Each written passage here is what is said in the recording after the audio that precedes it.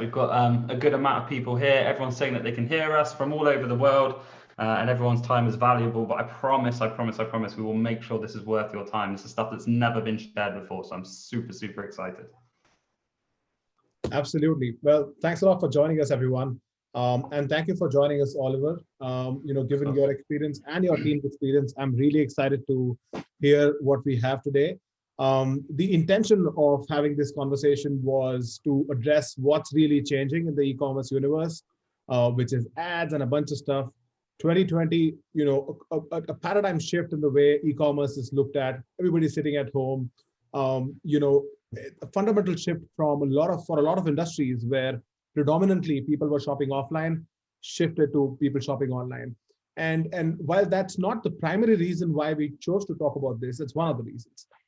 The primary reason, however, is essentially the big switch, the big shift in ads that's coming in front of us with the whole Facebook and Apple TIFF, if I would put it that way, in front of us right now. It changes a lot. I've spoken to a lot of experts, a lot of people that are reserving their opinion at the moment. There's too much ambiguity in terms of what's going to happen. And what we're going to talk about before we actually get into those 5 ideas is what we think is possibly going to happen because of this switch. Essentially, if you really look at why this is happening, it's the center of this sits privacy. Your privacy, my privacy, all of our privacy. And while Apple is making this switch for the consumer, for the end customer, which is also you and me, who's going to be hit with this is the online advertiser, is the average advertiser. And we were able to sort of really go deep into exactly what's changing and how it's going to make an advertiser's job difficult, and an e-commerce business's job difficult, so to say. So for me, here's what I think is going to change. First of all, because Facebook will not have enough data to find right people to show ads to, it's going to be harder to show ads to relevant people. And when I say relevant people, it means when if you're getting a bunch of your revenue from retargeting, it's going to be harder to retarget. It's going to be harder to pin people down on the basis of their interests because they've chosen not to disclose some information about them to Facebook. And because it's going to be harder for Facebook to show ads to the right kind of people or to find the right kind of people to show these ads to, Facebook will essentially have just 2 options. One, they'll have to find other ways of collecting user data. This, in all honesty, is already not working. I'm not sure how many people joining us are aware about the whole WhatsApp saga with Facebook. It's a huge messaging app that Facebook owns. It's one of the most widely used app in the Southeast Asian side of the world, and in fact, I think it has about 1 billion users. And what Facebook tried to do early this month is launch a fresh, revised privacy policy for WhatsApp, which needs for users to share their WhatsApp related data as well with Facebook, which is bizarre because this is an end-to-end encrypted, highly secure app in itself, which means it's very different from Messenger and Instagram Messenger, which by the way are not encrypted. So interestingly, what really happened is there was an outroar from people. People were very unhappy with the fact that Facebook is asking for all of this data, and naturally that's a huge issue for people who care about privacy.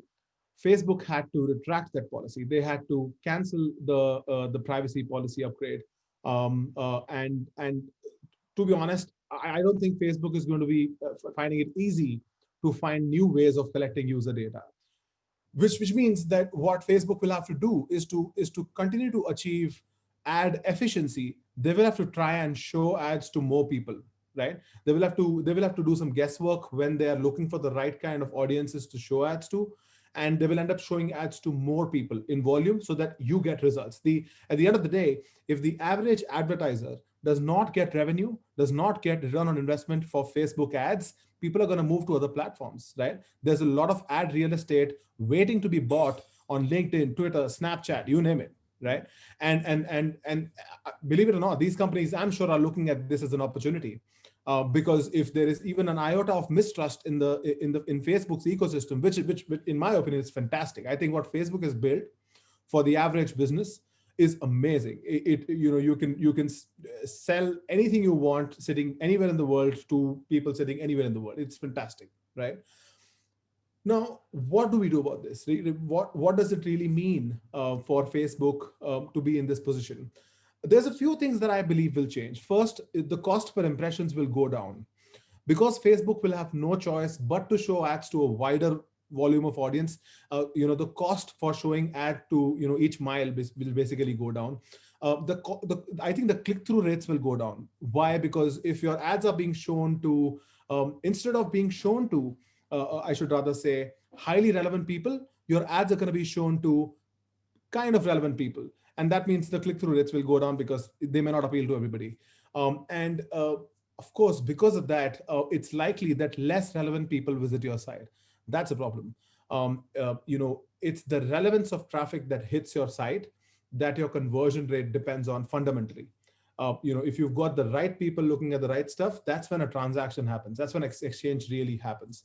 And at the end of the day, that means lower return on investment, lower return on ad spend, of course. What you can do about it is essentially just a few things. You've got to watch data very closely. I'd say, create some customized reports on your Facebook ad panels. Watch the trends for CPM, CTR very closely at a very, very minute level. Watch each ad, watch each audience, each region in isolation to see how that changes. Because if you sense that you're going to be hit by this change, you will see the data changing on its own. Do a comparison between last year and this year if you've been running ads that long. Of course, if you look at the comparison between Jan last year and Jan this year, there's going to be a little bit of difference. Also because, to be honest, Facebook is making tweaks on their end to be able to accommodate for this change. But then, of course, you've got to watch channel level conversion rates as well. Look at your conversion rate for Facebook or ad related traffic specifically. And I think that would be one of the biggest indicators for you to understand if the people coming to your site are relevant or not. But in the end, it doesn't take away from the fact that you've got to work on your conversion rate. And there's no better time to start doing that.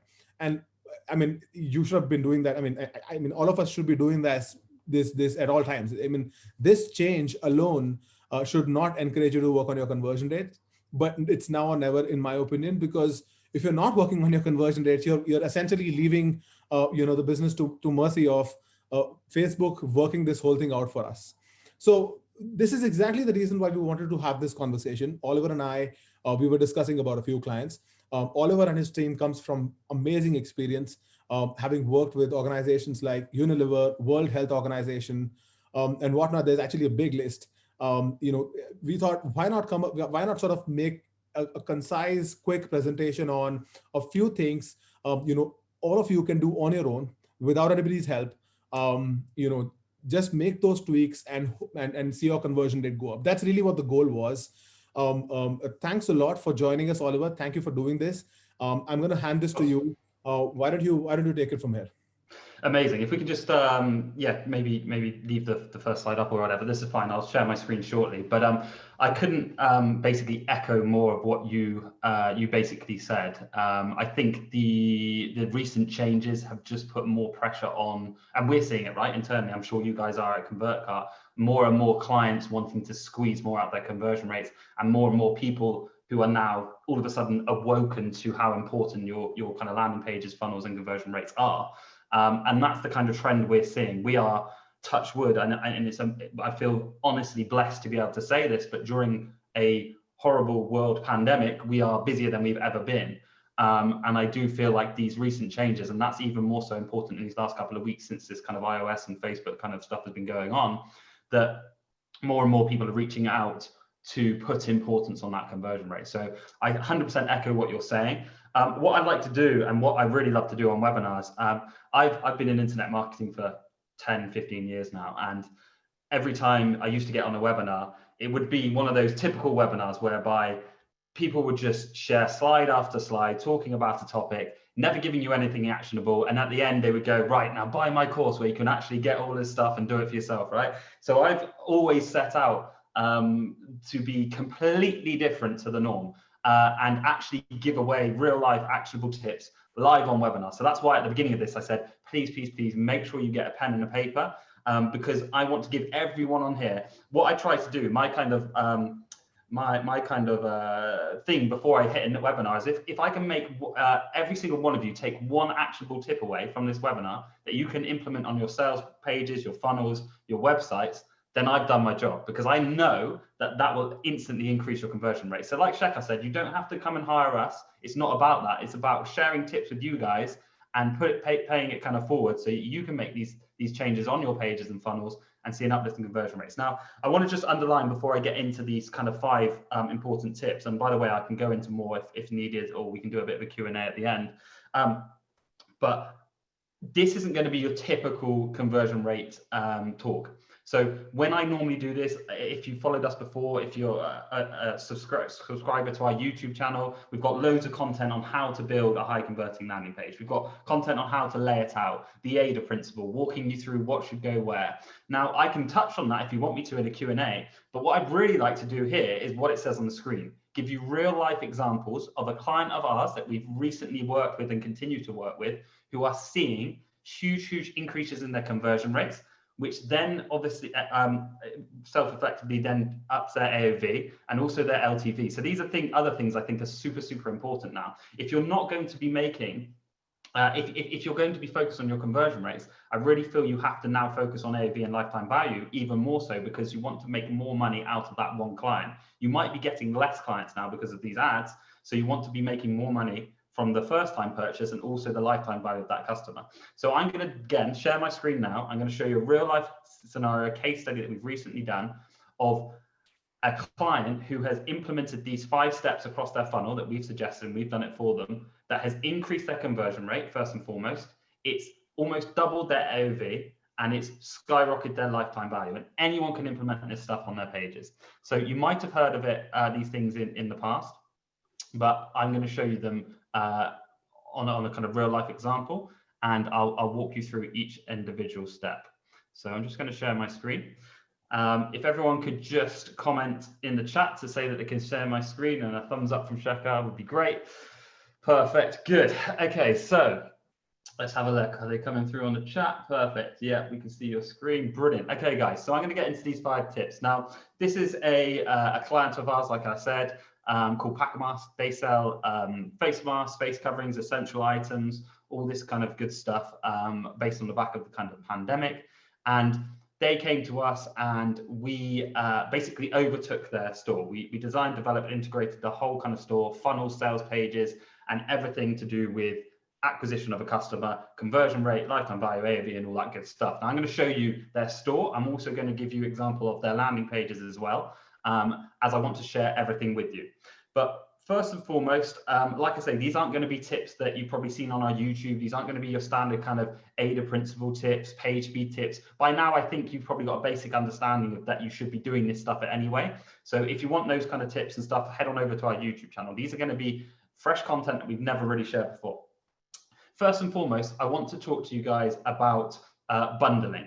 So we mentioned AOV and how we can get more out of a consumer. And I still see so many people not taking advantage of bundling.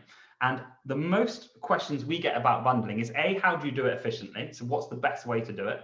And B, what happens if I have multiple SKUs or I have multiple colors, for example, of one SKU? How do I still then bundle? So I'm going to show you exactly how you do that on both examples. So one quick thing to mention is when we advise companies on how they do paid media, we would always advise to start with that you drive all paid media to a direct response landing page. So that is a one-off kind of one page selling one product. We feel like that gets you far better conversion rates to acquire that consumer. Now, when you have that consumer, that's when we recommend you build out what we call like a brochure site, a full kind of e-commerce store with multiple SKUs, multiple products, and you can take them down kind of those funnels and sell to them afterwards. So I'm going to show you both instances. So this was a landing page, and I'm just going to scroll down for you, that we built for Pack a Mask based on their single masks, right? So it's one page, but we're selling all different types of SKUs. They have so many different types of SKUs. And this is how I'm going to show you how you bundle on a landing page for, first and foremost, a product that has multiple SKUs and then also multiple SKUs with multiple colors. So all of our call to actions will link to this bundle section. Okay, and this is really, really important on your sales page, how you lay out your bundles. We have done a lot of testing on this. We have our clients who do huge data. Most of our clients are doing, circa 10K per day on paid media. Some of them are doing 100K plus. So we have a lot of data on this. We've always found these two often get switched around, and it depends on your conversion rates, which one you do. But we've always found that 1 versus 3 versus 6 work. And again, like, there's not many products out there that you can't sell in bundles. Obviously, your kind of high-end tech, for example, like you probably wouldn't sell an iMac in a bundle, for example, because people only really need one unless you're targeting B2B. But most of your kind of lower ticket items, under your kind of $100 items, you can sell in bundles. Any consumable products, so anything that's something that people are going to want to order more of in the future, or that they can have lying around the house to give to their friends and families, you will see success selling in bundles. This is how you do it: 1 versus 3 versus 6. Now, often these two switch around. So normally we would start with 3 in the middle and 6 on the right, but you want to split test which order these come in. But the most important elements are to make sure that your 3 and your 6 stand out versus your 1. So notice how 6 is a bit higher. Notice how we have most popular on 3, best value on 6. And what's really important when it comes to bundling, which people don't tend to do, is that you lead, and again, we've tested this, we lead with the monetary saving as opposed to the percentage saving. So you could easily say here like 50% off, 20% off, whatever those savings are. But the monetary saving we found converts way better than a percentage saving. So it's really, really important to put that monetary saving. And again, we've got kind of $9.99 each. We've broken down the individual item as well. So all these things are really important.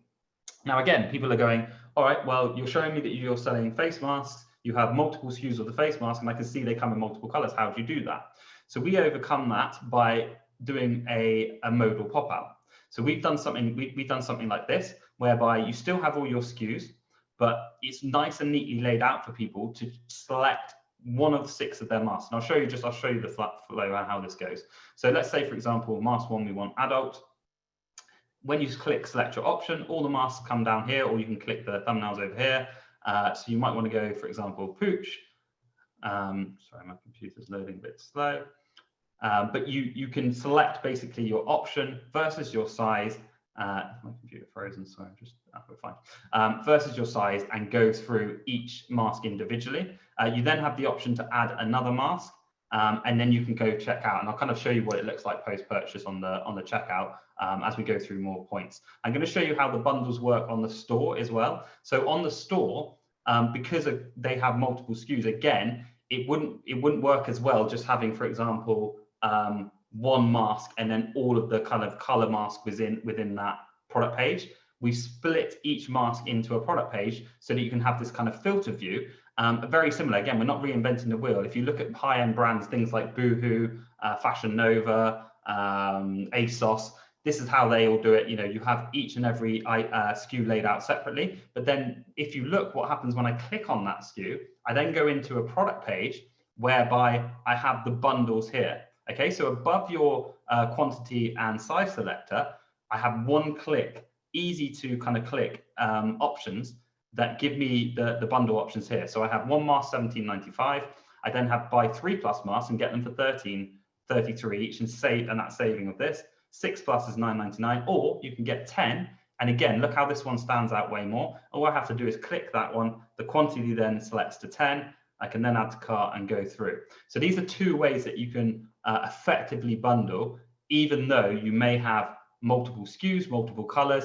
Again, just make sure that you're kind of using sort of like a filter option a filter plugin on your collection page so that you can show all of your masks. And then each and every single one of our products has 1 versus 3 versus 6 versus 10, or you can select the quantity here. And just from doing this, they went from selling 1 mask to, on average, selling 3+ masks per order. So we took their AOV from around about £22 to over £50 now, because more and more people are selecting these options because they can see the saving. So that's tip number 1, is I really, really highly recommend that you take advantage of bundles. Again, I think apart from your kind of high-end products that people wouldn't just buy more of, you can bundle pretty much anything. So anything like supplements, fitness stuff, definitely apparel and kind of clothing works very well. Jewelry works very well on bundles. And almost, if say, for example, you're doing something like jewelry, you want to change your messaging to encourage people to bundle, like, for example, you know, why not add one for your best friend, or why not get some for your family, or whatever that may be. But bundles on that kind of front end really, really will help increase your AOV. Moving on, and I'm going to take you through this Packer Mask funnel because, like I say, we implemented all these changes on one store. We're now doing this across all of our stores, all of our funnels, all of our websites, because it really, really works. But number 2 is how to get more and increase your AOV via shipping costs. So let's say, for example, I add 1 mask to my cart here. We now have a cart page that looks like this, and we do something quite clever with a shipping call out. So this is tip number 2. Again, these are things that you may not think about, things that I haven't shared before on our YouTube channel, but just exclusive tips to you guys that really will home in that kind of importance of, like Shekhar said at the beginning, increasing your conversion rate, but most importantly, also increasing your AOV and your lifetime value of this customer.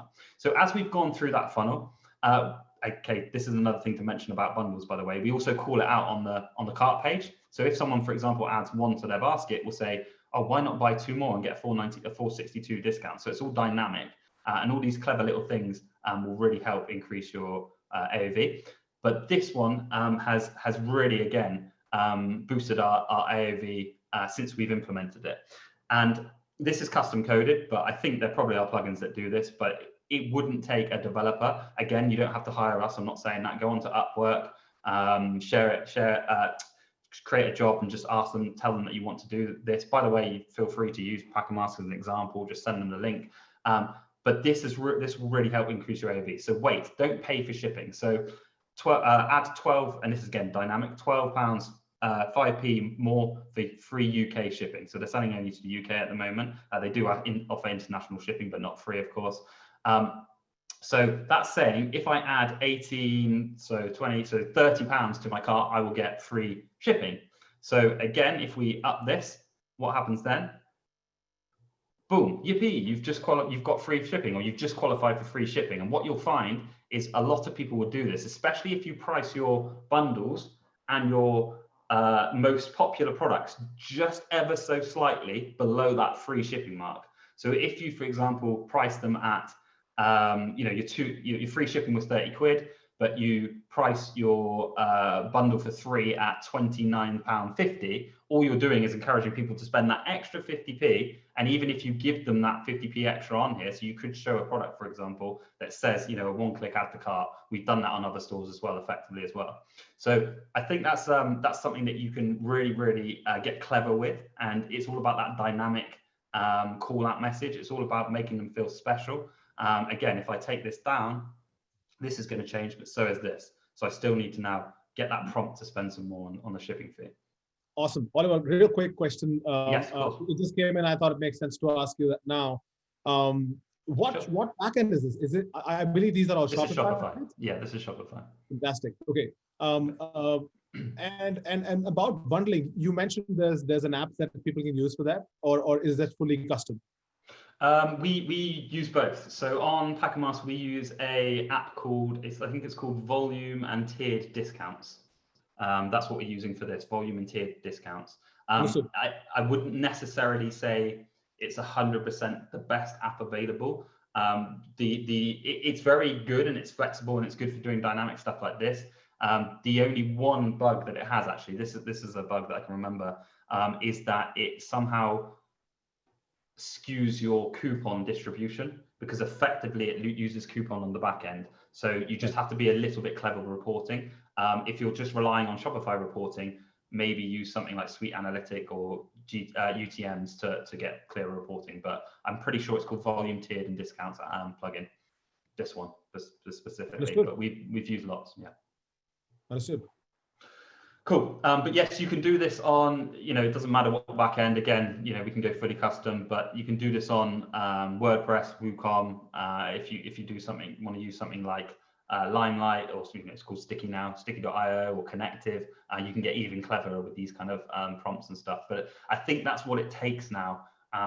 Again, just from hearing Shekhar's introduction and seeing that, seeing those first 2 slides, it's a perfect kind of entry message for this, and the importance of these extra little tips, these extra little things that you can do on your funnels and pages just to move that needle a little bit more, just to get that AOV up, just to get that LTV up, just to get that conversion rate up. And by the way, guys, I'm not just saying this stuff for spiel. You can see this is why I want to give you real life examples and kind of real life case studies. So that's tip number 2. Get very clever with your shipping. A kind of shipping incentive and shipping prompt really works. Like I said, this upped this particular customer's AOV really well. Moving on, and this is something that we've never shared as well before. So I don't want people cloning this. I don't want people watching this video and then claiming that they were the ones to do this first. This actually, before I go into it, have we got anyone from the UK in here? Anyone from the UK? Because I feel like the people from the UK will resonate with this next point that I'm going to say. So if you're from the UK, get in the chat and just say, yeah, okay, perfect. Yeah, amazing. We've got some people in the UK. And this is not to say that other people aren't going to find this useful, but the UK people can relate. So what's happened in the UK is during the pandemic, you can still do essential shopping. So you can do your grocery shopping, right? So you can go into your Tesco and your Asda's and Sainsbury's and stuff.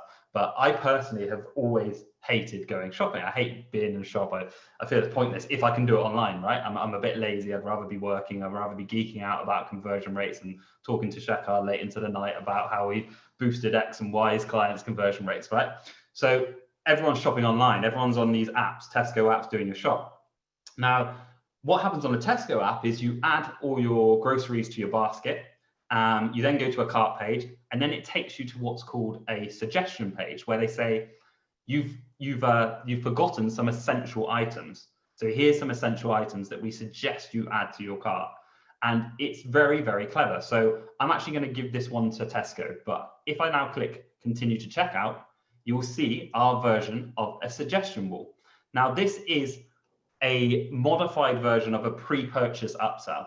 So I believe personally, and from what I'm hearing and from what I'm seeing on groups and communities and people that I'm speaking to, that your pre-purchase or post-purchase upsell, one-click upsell as we know it, is going to be faded out. So we already know that things like Zipify, CartHook, they've had to shut down and go more native with their Shopify integration. It has to happen through Shopify's backend as such.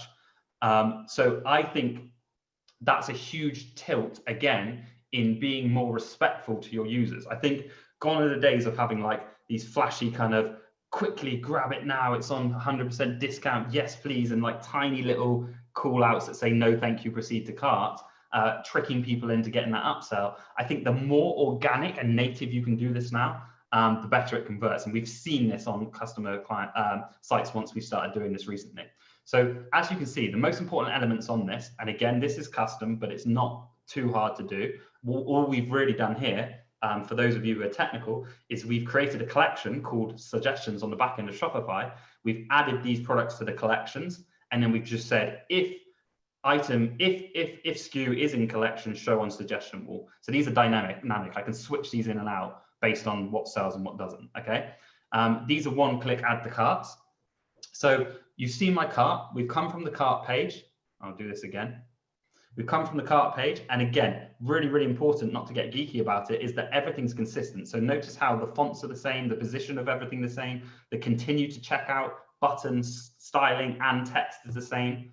Okay, it's all the same. It's all consistent throughout the funnel. And these are the really geeky things that help move that conversion needle that not many people think about, but I would think about it, because even if you're moving it a slight percentage, every time you're doing that, you're upping that conversion rate. So we've gone from our cart, we're now on our suggestion wall. Okay, so these are discounted products that we've added that are almost no-brainers. You know, besides the mystery pack, everything is below kind of 10 quid, all right, $10. There's a few at the bottom that aren't, but hence why we put these ones up the top. The reason we put them up the top is because they convert best. They're no-brainers.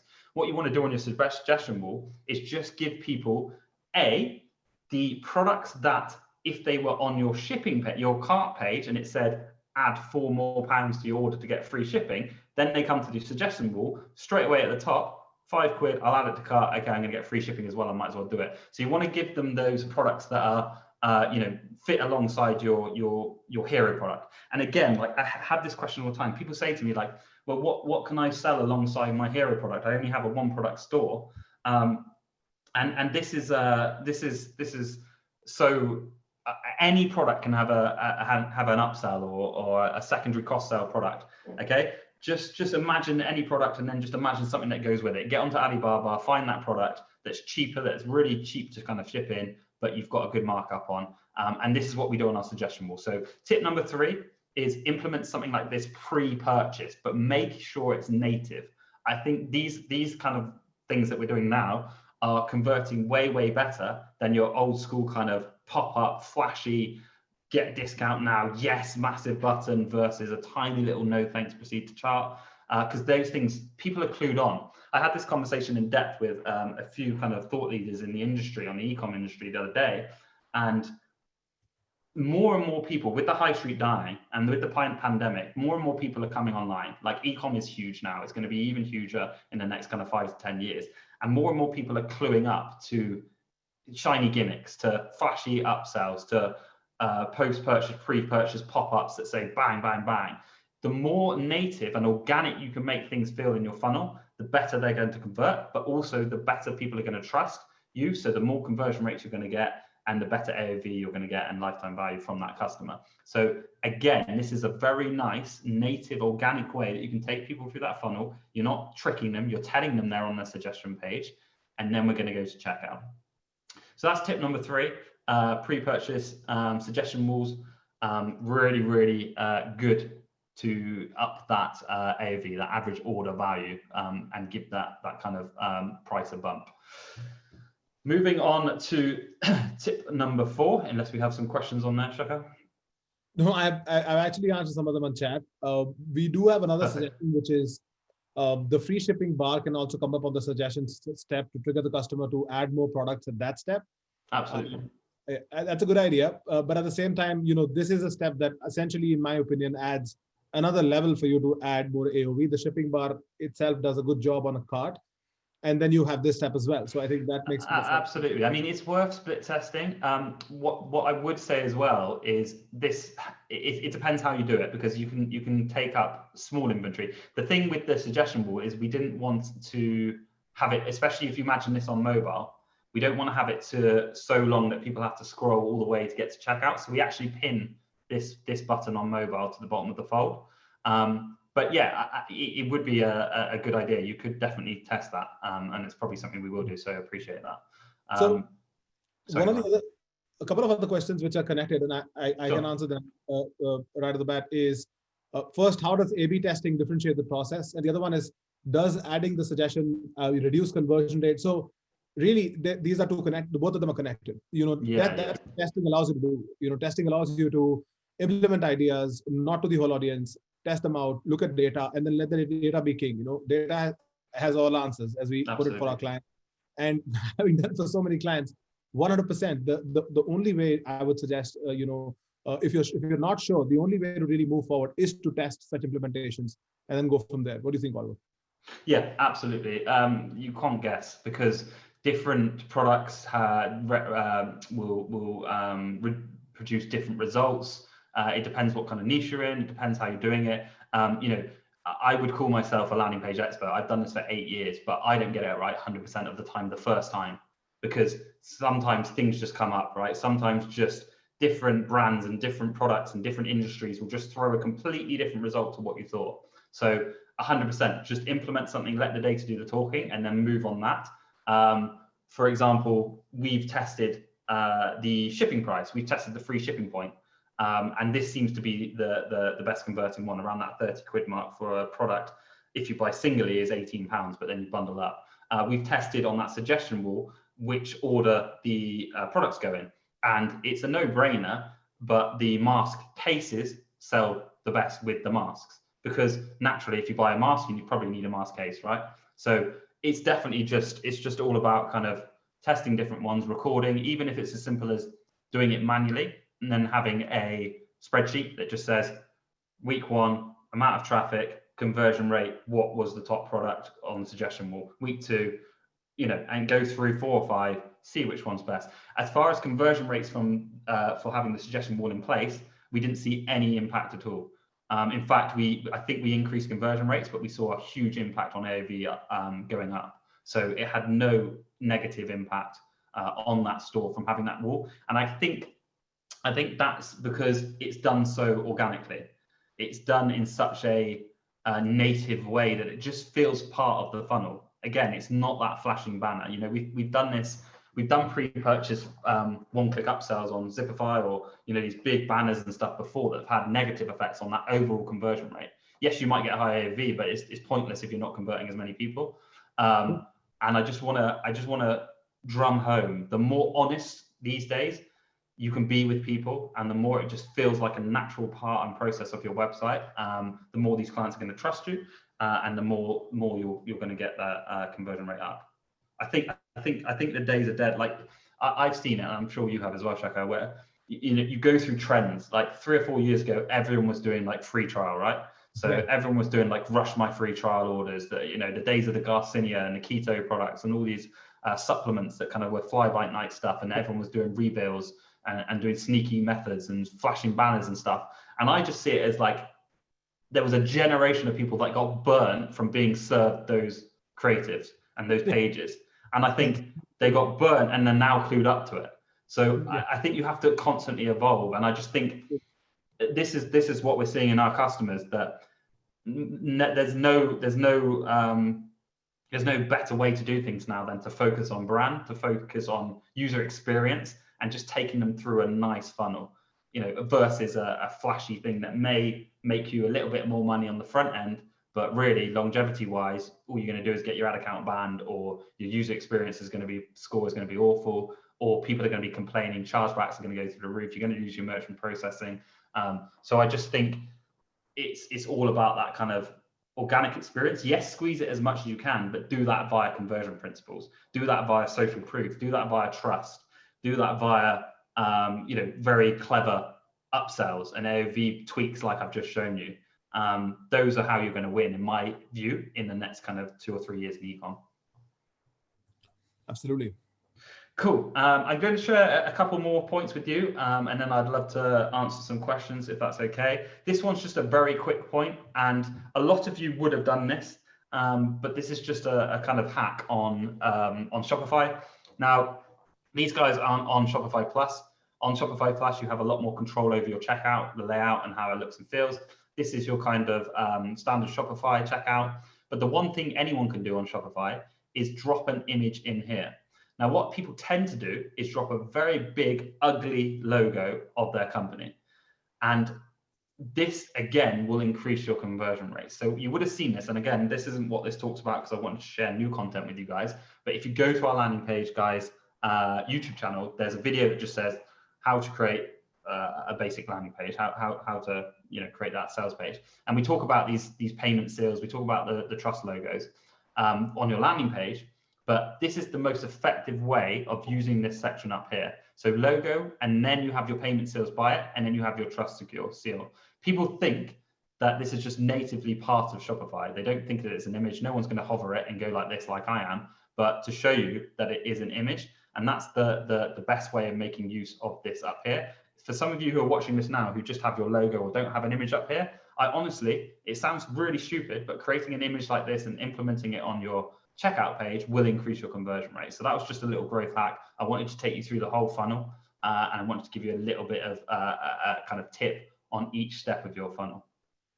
And then lastly, I just wanted to talk about, and this one's more of a kind of talk than a, and I'd love to get Shekhar's thoughts on this one, than a visual thing, is that whole kind of post-purchase flow, which I think, again, if you're going to be possibly paying higher rates on paid media to convert that user now as a consumer, I think lifetime value of that customer comes into play even more.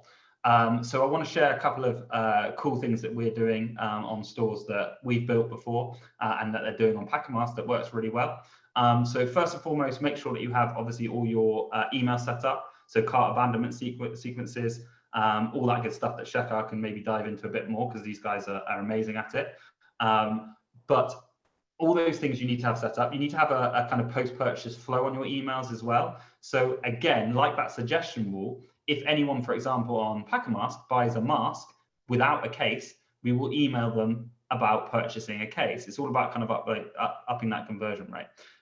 One thing that sells very well on Packermask as well is our multi-pack filters. So once you have them as a customer, bundling things up into multi-packs like this sell really, really well as well, because you can get across that that discount way more on a multi-pack like this. So these sell really well. But I think those post-purchase deals and getting clever with email are super important. Maybe we don't dive into them too much on this webinar because it's quite a big topic, but Shekhar will probably, I'm sure, will have content on that. But this is one thing that we've done if you have a store on Packermask, which is very cool, to make sure it's dynamic, is we've created these blocks. So this block up here is changeable. So all this text, the image in the background, the shop now call to action, the links, everything is changeable on the back end of the theme, as is this image here. And again, we're not inventing this. Again, if you go to Boohoo, Fashion Nova, ASOS, all the big, the huge kind of Shopify top 10 stores, they all do something very similar. Just making sure that things are dynamic. So for example, we launched this mask case offer yesterday. So we can switch out this image, we can switch out everything here, and we can switch out this call out up here to pervade that message, to tap into the echo chambers. Whenever there's a news announcement or something that we can tap into, we'll change the whole messaging of this homepage, and it just converts really well. So I think another thing to do is make sure that your pages, especially your stores, are dynamic so that you can change them on the fly. You can tap into what's in the news. You can tap into sales and deals and promotions. You can play on the back of Black Fridays, Christmases, Easters, Valentine's Day, whatever that may be. And just don't get lazy, you know, don't become static. Don't just have the same landing page where you're not testing different things. You're not testing different offers on your store. And hopefully, guys, that has been some really useful information for you. I'm very happy to answer any questions. Like I say, I can go through conversion principles and all that good stuff, but if you want to watch that in detail, head on over to our YouTube